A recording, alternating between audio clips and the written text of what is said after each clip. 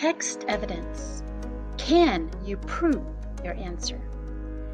In order to be great readers, we have to be excellent detectives, looking carefully at every piece of evidence we can find. And it is absolutely essential that we practice, practice, practice. So let's use Sailing to New Heights, number 5. Which sentence from the article best supports the claim that Rezwan's boats have successfully addressed a problem in Bangladesh? Is it A? The purpose of the organization is to help the people of Bangladesh receive an education and also to bring technology and an improved quality of life to poor people in remote areas of the country. Or maybe it's B. In all, these boats help educate close to 90,000 families in Bangladesh. Well, perhaps it's C. Each boat was built to accommodate between 30 and 35 students. Or it could be D.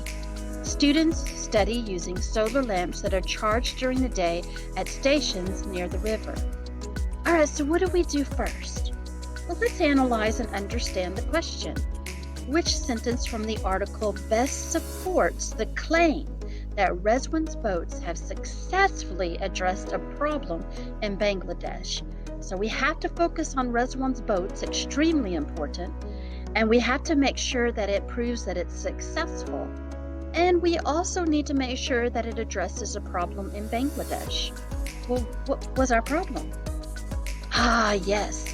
Our problem was that we weren't getting the education because of the flooding. So, any answer choice we have has to have all of that. Right? So, are we ready to go? Okay, let's look at A.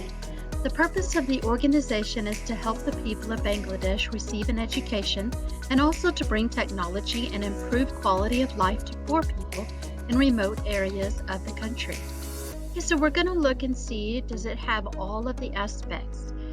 If we see receive an education, well, that addresses the problem because we need to have an education. What about the boats? I don't see anything about the boats, only the organization. And so I'm going to put question marks because I don't see it. Was it successful? No, because the boats aren't even a part of it. And so it does not prove that the boats were successful in A. So I'm just going to put question marks there. And I'm going to move on to B to see if I have better luck. In all, these boats help educate close to 90,000 families in Bangladesh. All right, so again, I'm looking for boats, successful, and problem. And I found the boats, so I'm going to put a check mark up there. And help educate, that is our problem. We need to educate, so I'm going to put a check mark right there. And was it successful? Well, if it educated 90,000 families, that's pretty successful. That's a lot of families. So, this one's looking pretty good. I'm going to keep this one in mind because it clicked all 3. Let's check the others. C. Each boat was built to accommodate between 30 and 35 students. All right, well, I do see the boat part.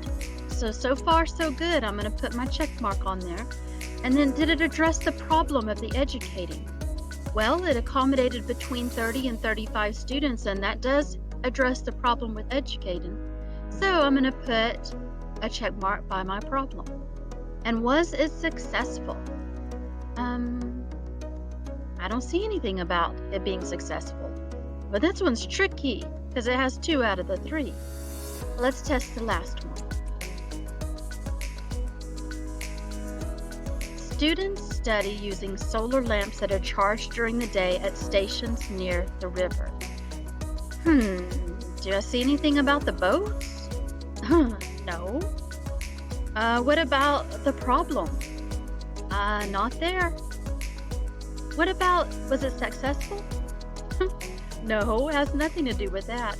Okay, so obviously D is my ha-ha one because there is no way it could be right. So now I have the answer. I know that A doesn't have all 3. And I also know C doesn't have all 3, and I know D is my ha-ha answer.